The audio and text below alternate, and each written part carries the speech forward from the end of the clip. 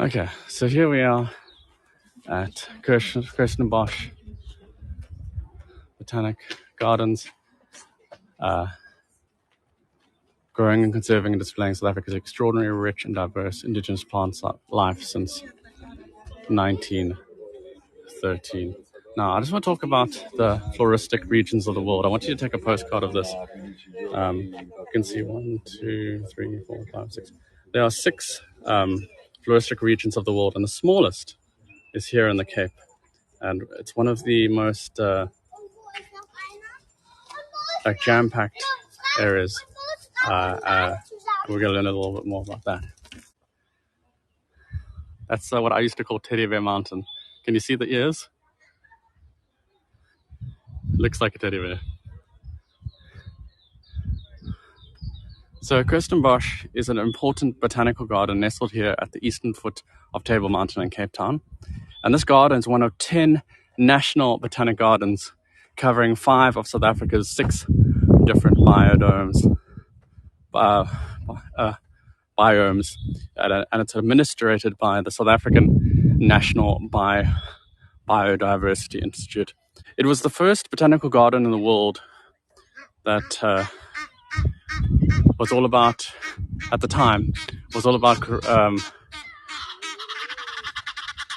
looking after native species.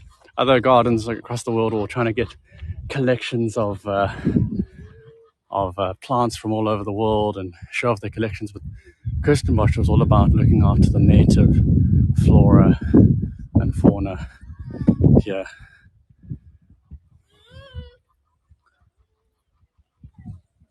Now the name Kirstenbosch, the Kirsten part is believed to be the surname of the manager of the land, J.F. Kirsten, who managed this area in the 18th century. And the Bosch part, well, the name is actually a Dutch word. Bosch means bush or forest in Dutch. But really, the history of the garden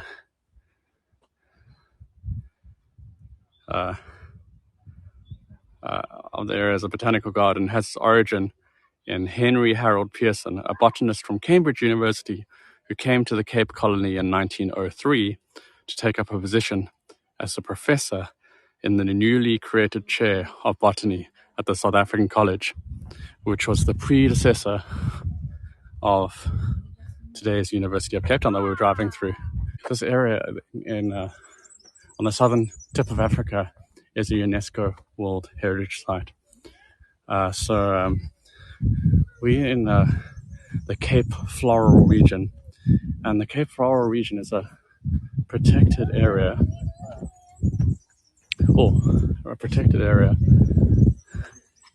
And I'm going to take you up to a canopy walk. That was inscribed as a World Heritage Site in 2004. And it's one of the world's great centers of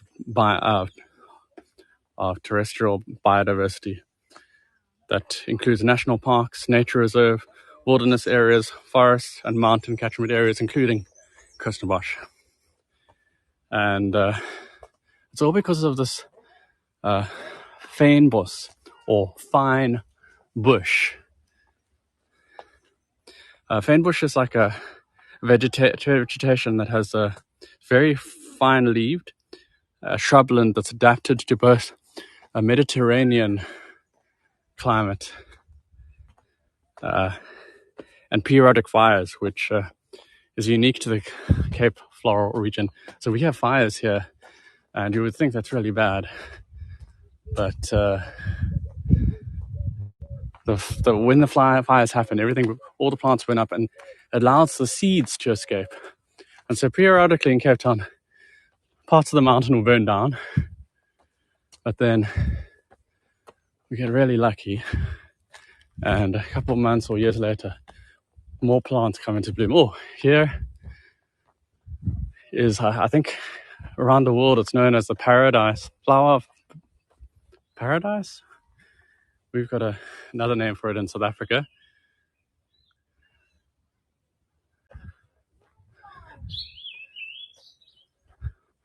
Okay, in a couple of steps, I'll be taking us up this beautiful walkway, what is called the Boomslang. And Boomslang in English means tree snake. And so this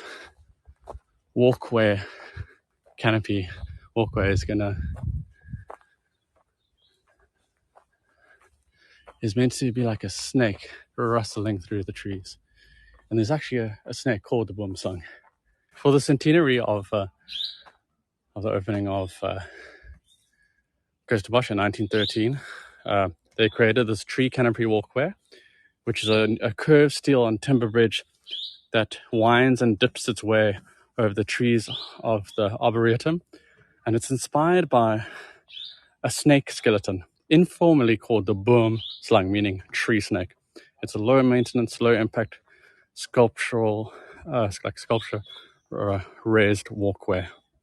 And the walkway takes visitors from the forest floor, where we were just a second ago, through the trees and bursts above the canopy, giving a spectacular panoramic vistas of the surrounding mountains. Here they are. There's Teddy Bear Mountain. That's not its real name. That's the name I made up for it. And beautiful to be walking above the tree line. So we at the back of Table Mountain. So we're in the back side. So Table Mountain is on the back side of, this is I think it's the eastern side of Table Mountain. Table Mountain is not just the table. It extends about all the way down to Cape Point. About, I think it's 30 kilometers. So this walkway, it's about 130 meters long, but it's very narrow and very slender. And when they first opened it, they noticed that it, and you can still feel it now, that it, in the wind, it sways in the wind, and while people walk around it. So I don't know if you can feel that movement.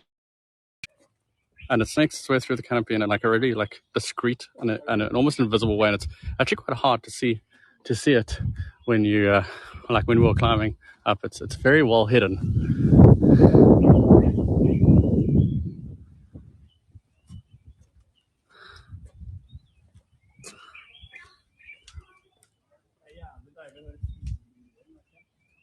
So the walkway, if I had a drone, I could fly it up in the air. It's a crescent shape and takes advantage of the sloping ground that we're on right now. It touches the forest floor in two places and raises visitors to about 12 meters above the ground. It's more than just a traditional boardwalk. Like a snake, it winds, it dips, it moves, and it's a pretty epic place to be. There we go.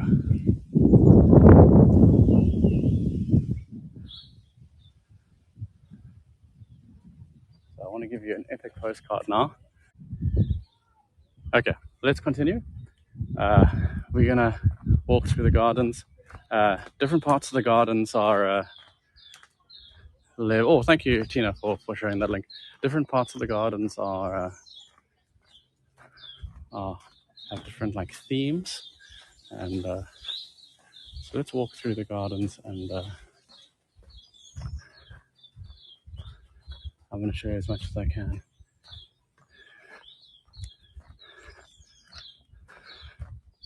Now, you can also, if you're coming to Kirstenbosch Gardens, you can hike to Table Mountain. There are two hikes that I am familiar with. The first one is called, it's got kind of an ominous name. It's called Skeleton Gorge. And the second one is called Nursery. Now, if you want to know which one is better to hike or climb, I will tell you that Skeleton Gorge, despite the name, is the one that you want to hike.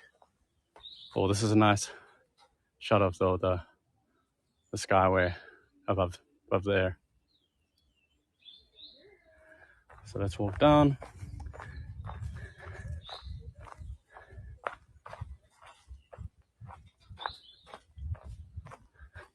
So in 2008, the Kirstenbosch exhibit at the Chelsea Flower Show won a gold medal for the most creative display, and the President's Cup, a new award by the Royal Horticultural Society President, as his Peter Buckley to his favorite stand.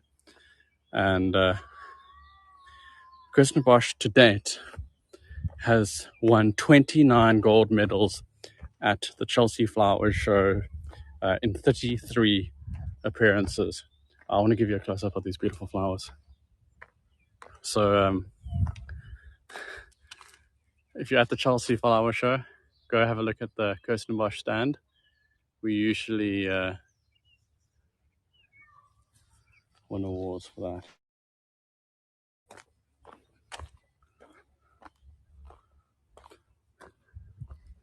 that. Now, I was telling you about Skeleton Gorge and the two ways you can hike the mountain. I don't like Nursery Ravine. It's a lot of steps, and I don't like really taking steps up the mountain. But if you like steps, Nursery Ravine is a nice way to climb up Table Mountain from Kirstenbosch. And then the Skeleton Gorge is much nicer. It's more of a there are some ladders as far as I remember, but it's like a contour path that zigzags its way up. Oh, we're going to see the proteus now. There's a little display about the floral kingdom I'm going to take you to. So here you can see a Cape Otter. That's just the statue of one. It's actually really, really difficult to see them. They hide away so well. Yes, there are ladders if you go up the hiking trail. If you go up that crazy big mountain over there.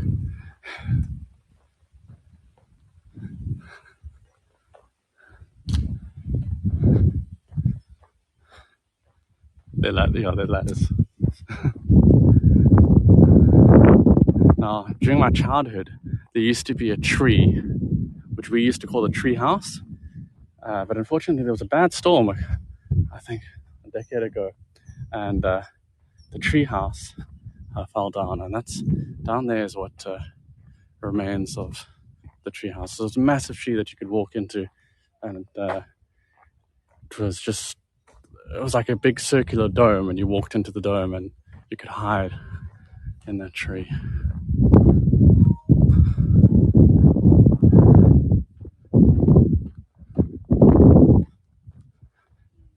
Can you see the trees right on the top of the mountain there? Amazing. Now in this area of the garden, we've got useful plants. So these are all plants, local plants that are used. These leaves of this plant are used as dressing on wounds and to prevent infection.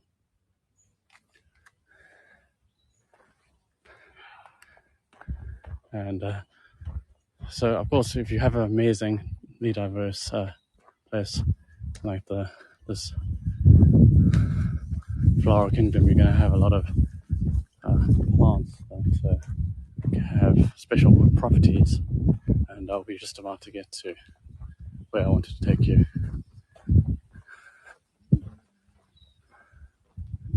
So here's the display. You're going to see some of the proteas and a little map. So I'm going to show you the map first.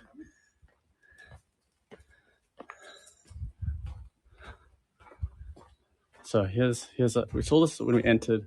I'll show you again. Here's a map of the floral kingdoms of the world. Now the tiniest one, the smallest one, is there in the Cape. Can you see that red one? So what is a floral kingdom? Floral kingdoms are the largest natural units that can be determined for flowering plants. Regions that share the same combination of plant families form part of the same floral kingdom. And there are 6 floral kingdoms in the world. You can see them mapped out here. Now, the Cape Floral Kingdom, also called the Cape Floristic Region, is the smallest of all these floral kingdoms and is the only one to fall completely inside the borders of a single country, South Africa. It occupies about 90,000 square kilometers. That's only about 0.04 of the surface area of the Earth, yet it contains nearly 9,000 species of flowering plants. That's about 3% of all the species on Earth. Furthermore, out of the 3 species are in the Cape Floral Kingdom are endemic. That means that they occur nowhere else on Earth. And this is the highest level of endemism in the world. And here we've got some feignboss. So how do you know when you see feignboss? You know you're in feignboss when you see, let's have a look there, heath, ericas, and other small leaf bushes, proteas, pincushions, and other protea shrubs, so those type of animal plants. And then reed-like plants, like you see this one over here. And then there's the bulbous plants, that purple one over there. But let's have a look at some of these proteas. So here we've got, let me show you my favorite one.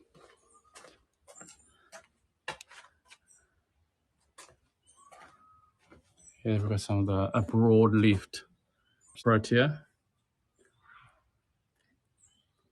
And here's a box leaf fleeca. And I'm gonna zoom out quickly. Just give you a nice sense. So they've got a really nice display of the different types of proteas, different types of bushes, reeds that all make up the Cape Floristic region. I'm just going to zoom in on some of my favorites here. We've got the golden pagoda, and you can see why it's called a pagoda. Its shape is very, very pagoda-like, reaching up to the sky. And here, beautiful, beautiful plant. There's a red one in front, the Cape honeysuckle. And here, I'm going to move just to our left here, the erica. And then we've got another pagoda over here, quite the common pagoda. Then we've got some more ericas. This one, the red and the pink. Pink is a 9-pin heath, and then the red and yellow is called a 2-color heath. It's possible to see these in the garden. Yeah, so a lot of these are in the garden, but we are here in autumn, so we some of them are out, some of them aren't. Now I'm going to take you to a garden from my childhood. Now this shows how small I was. This is a fragrance garden, and when I was a kid, I can imagine I was really short. Maybe I was 4 years old. I used to pretend this was a maze, and I would stand over here and I'd run through the maze, and I couldn't see higher than these 4 bricks, and so I'd run through up and down, and because I was so short, it was quite cool. But now, of course, I'm massive, and I've grown so much. And this is a special fragrance garden. So as you walk through this garden, you can have different smells. Different smells come,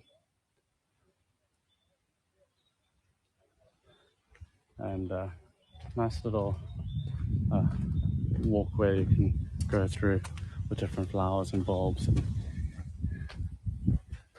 Now, we've got in South Africa, if you're coming to South Africa, we've got a special season, usually in about August every year, on I think it's on the west coast, where there are these deserts, and then all of a sudden it rains, and out of the deserts, all these beautiful flowers pop out of the desert sand, and so then they only stay there for like a month or two, and then they disappear back into the ground.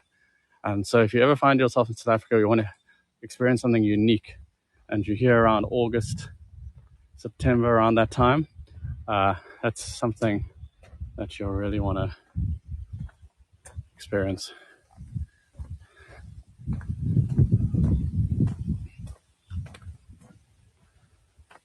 And here, as a child, this is where I used to fish for a lot of tadpoles. I remember making a lot of. I would take the tadpoles home, and then I've made a couple of graves because I never ever survived too long. A lot of good childhood memories here. And so, unlike Hong Kong, where these gardens are small but are made to look big, this garden is massive, and I've taken you only around a small portion of it today.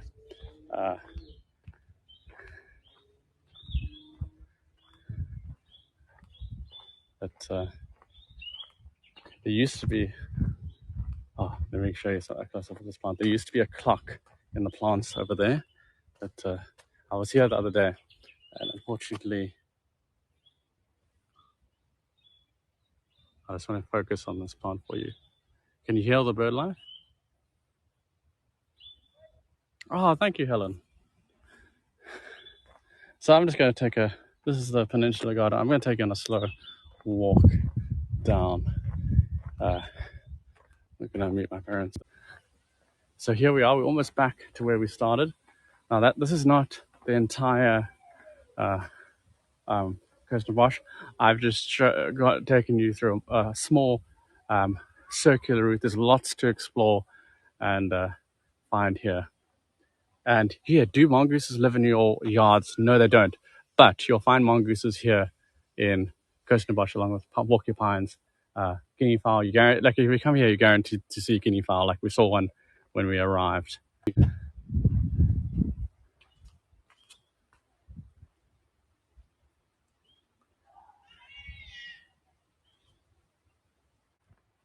So Jen says, this was my very first Heiko. I hopped on impromptu just to see what was happening. I can't believe it turned out to be these gardens. Literally my favorite place in the world that I haven't been in 20 years. And when I meditate these days, this is where my mind goes. Thank you so much. Oh, thank you so much for that comment.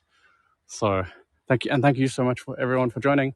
Kirstenbosch is closing, so I'm going to start making my way out. But I'm so happy that I was able to bring you here today. And thank you so much for sticking around and to see the spectacular part of Cape Town. And Mom, do you want to just say something? It's actually a beautiful time of the evening. This is the most beautiful place, and it's lovely. I'm glad you can all see it and share it. Yeah, with me. This is a great place to come for picnics. This is a place that I come if I feel distressed. I come and I sit here and I just feel so much better.